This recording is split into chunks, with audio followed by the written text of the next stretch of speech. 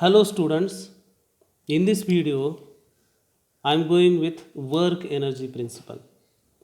But before that, let me discuss kinetics. We know that kinetics is that branch of dynamics in which we study the motion, and while studying the motion we consider the forces acting on the particle. The three basic methods which are used in kinetics are Newton's second law, then work energy principle, and impulse momentum principle. Now we have already gone through Newton's second law. In this method, what we do is that if a known force is there, means if the force is given, and if mass of the particle or the body is known, we apply F is equal to ma. And after applying this law, we can get the acceleration. And once we get the acceleration, we can use thereafter the equations of kinematics, that is v is equal to u plus at, s is equal to ut plus half at square, and v square is equal to u square plus 2as. So the sequence is like this: apply the Newton's second law and then use the equations of kinematics, and this is how you can get the desired parameters of motion, that is displacement, velocity, etc. Now in work energy principle, now this principle, which is again based on Newton's second law, because it is derived from Newton's second law. Now this principle relates force, mass, velocity and displacement. Work and energy both are scalars, and the plus point of this method is that we will be dealing with the scalar quantities only, whereas here we have to deal with the vector quantities, and dealing with the scalar quantities is always simple. So that is the plus point of this method. Now the third method is impulse momentum principle. This method is again based on Newton's second law, as it is derived from Newton's second law, and this method relates force, mass, velocity and time. This method is particularly useful when a very large force acts on a particle for a small time interval. Now, the knowledge of work energy is one of the most important concept in science. It is an important one that we use in physics, chemistry, then geology, biology, and astronomy, etc. But here I am going to deal with this principle in view of the mechanics only. So, in order to go for this principle, let me discuss the term work. Now, suppose there is this body, and to this body or this particle, a force F is applied, and this angle is theta. So, and let the body is displaced through a distance is equal to s. Then we say that some work is done by the force, and work is given by the displacement into component of the force in the direction of displacement. So this force is an inclined force. It can be resolved into two components: f cos theta along the horizontal direction, which is the direction of the displacement, and f sin theta, which is perpendicular to the direction of displacement. And the work is equal to displacement into component of the force into in the direction of displacement. You should remember this basic definition. SI unit of work is Newton meter, because unit of force is Newton and unit of displacement is meter. So Newton meter becomes the SI unit of the work. 1 Newton meter is equal to 1 joule. So you should remember this also. So this is the basic definition of work. Now again there are number of questions. I am raising the questions one after another, and let us get the answers to this question. Now my first question is, can a work be equal to 0 even if the force is acting on the body? Now work is 0 if either displacement is 0. Work will be 0 only when if the displacement is 0 or the force is 0. So any one of these two, if it is 0, then work will be 0. One more possibility is there: if the force is perpendicular to the displacement, means the direction of displacement and the direction of force acting on the particle, if they are perpendicular to one another, in such case the work done by the force, we say that it is 0. For an example, if a certain body moves in a horizontal direction, then the work done by the gravity force which is acting along the vertical is 0. For an example, if a certain person walks through a distance say 10 meter along the horizontal, then the work done by the gravity is zero, because gravity is perpendicular to displacement in this case. So work is zero if the force is perpendicular to the displacement, or if the force is zero or the displacement is zero. Now second question is, can a work be positive? Yes, work can be positive if the direction of force and the direction of displacement both are same. In such case, we say that the positive work is taking place. When work is positive, it means that work is done by the force. So when the work is done by the force, it means that the displacement is taking place in the same direction as that of the work force. Now, next question is, can a work be negative? Yes, work can be negative. When the displacement is in one direction and the force is acting in opposite direction, means the directions of force and displacement, if they are opposite, then we can say that the work done by the force is negative, which is actually, or it means that work is done against the force. So negative work means work is done against force, and positive work means work is done by the force. Next important point is, does the work done depend on the path? The work done by the force depends on the path in case of non-conservative forces. Whereas in case of conservative forces, work done do not depend upon the path followed by the particle. For an example, the examples of conservative forces are gravitational force, spring force, and elastic force. All are conservative forces. And in such cases of forces, the work done do not depend upon the path.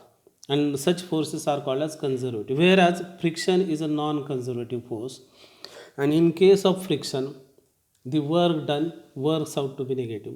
But the question is, work done by friction, is it always negative? Now for that I am giving you one example. Suppose there is this one body, and on the top of it and another body is placed, and if I apply a force in this direction, F, what will happen is that if the friction is sufficient in between the two surfaces which are in contact over here, the upper block also moves in the same direction.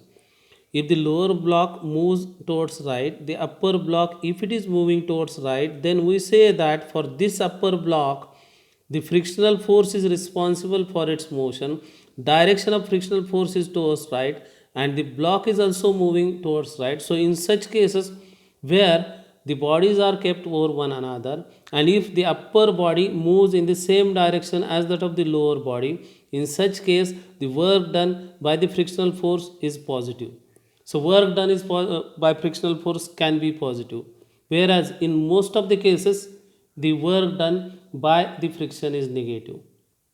Next question is, work done by friction, can it be zero? Yes, it can be zero. In case of static friction where the motion is not there, in such cases the work done by the frictional force is zero. Now we have seen the basic definition of work. Now let us see, or let us go through the work done by some common type of forces: gravity force, spring force, and frictional force. Now let us see what is the work done by gravity force. Now gravity force is a constant force because its magnitude is constant as well as its direction is also constant. In order to get the work done by a gravity force, I am considering this case. Let there is this particle or a certain body which is at a height y1 from the datum line or from x-axis. Now let it be the position number 1 of the body. Now let this body move from position 1 to position 2. So position 2 is at higher elevation, position 1 is at lower elevation. Means the body is moving from lower elevation to higher elevation. And let the displacement is y. We know that displacement is the shortest distance between the two positions. Here the positions are initial position, that is position 1 and position 2. Now if I want to get the work done in case of gravity force is a conservative force, and the work done in case of conservative force do not depend upon the path followed by the particle. So here The path of the particle is not a question. It may move like this, it may move like this, it may move like this also. Whatever is the path followed, our interest will be in the initial and final position. So position 1 is the initial position, position 2 is the final position, and the displacement is y. Using the basic definition for work in case of constant forces, work done is equal to force into displacement. Now force over here is the weight of the particle or this body. So weight of the body is mg and displacement is y. But I am using a negative sign over here because the displacement is in upward direction and the force is in downward direction. And that is why the work done is negative. Now we already have discussed that negative work means the work is done against the force. So when a body moves from lower elevation to higher elevation, the work done is negative because the work is getting done against the gravity force. Whereas if a body moves from higher elevation to lower elevation, work is getting done in the direction of the gravity force and it is to be treated as positive. So that is about the work done in case of gravity force. Let us deal with the work done by spring force. Now I have considered a spring. Now to the one end of the spring, let it be fixed.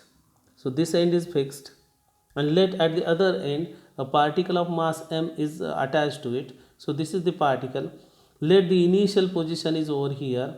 Now the initial position, the distance of in this initial position is x1 from the undeformed position. So let this line indicate the undeformed position of the spring. So up to this length from the fixed end till this line, it is the free length of the spring, and let in the initial position it is stretched by a small amount which is equal to x1, and from this position x1 let the displacement is till x2. So the final stretched length is x2, initial position the stretched length is x1. Now I want to get the work done from this initial position in which the stretched length is x1 to the final position in which the stretched length is x2. So work done can be obtained by using the integration because it is a case of varying force. The force in case of a spring do not remain constant but is proportional to the stretched length. So as the stretch length increases, the force in the spring also increases, and the force in the spring is given by F is equal to Kx, where K is the stiffness of the spring. So I have drawn the free body diagram of this particle, and this force in the spring I have shown it towards left because if the displacement is towards right, the force acts towards left, and it is given as F is equal to Kx. The work done is given as integration x1 to x2 f into dx. I am using the negative sign because the displacement is towards right and the force in the spring is acting towards left. So f can be written as kx into dx. If I integrate it and if I substitute the limits, I am getting the work done as minus 1 half k into x2 square minus x1 square. It is the formula to get the work done in case of a spring. Now the negative sign indicates that work is done on the spring. So remember it well, negative sign, its meaning is work is done against the spring. Now I can just adjust this formula in this manner, 1 half into k, and if I factorize this, its factors are x2 plus x1, x2 minus x1. K into x2 is nothing but the force acting on the particle in the final position over here. So k into x2 is f2, k into x1 is f1, and this is how this formula can be adjusted to this form, minus k into x2 is f2, k into x1 is f1, half 2 I am writing it over here into x2 minus x1, but this term is nothing but the average force into displacement. So minus 1 half into average force into displacement. So one of these two formulae can be used to get the work done in case of a spring force.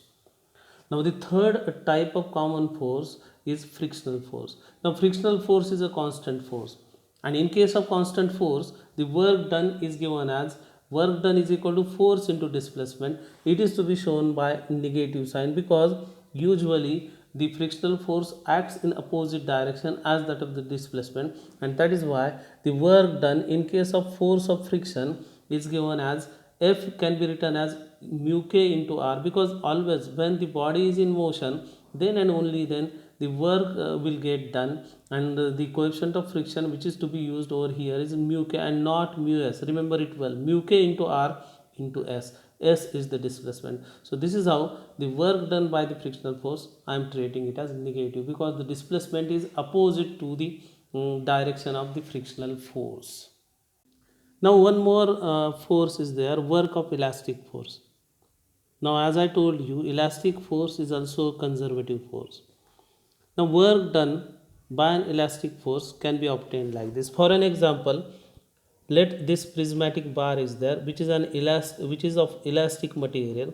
Let one end is fixed and let at the other end the force is applied, so that it is elongated through a distance, or through a length is equal to dx. Let this prismatic bar has a cross sectional area A. The Young's modulus for the material is E, and now because it is elastic, if it is elongated, some elastic force will be set inside this member, which is F. Now this force F, or in order to get the work done by elastic force, it can be obtained in a similar manner as that of a spring. Now here the spring constant was k. In case of springs, the spring constant was k. Here k can be obtained as Ae upon L, and the work done in case of elastic force can be calculated by treating this elastic bar as a spring with stiffness is equal to Ae upon L. So this elastic bar is to be treated as a spring with stiffness equal to k, and which can be obtained by using this formula Ae upon L. So this is how we can work out the work done by different types of forces, that is gravity force, then spring force, elastic force, and frictional force. In the next video I am going to discuss the energy and work energy principle. So please go through this video completely and just wait for the next video. And one more thing, if you haven't subscribed yet, please subscribe to my channel. Thanks.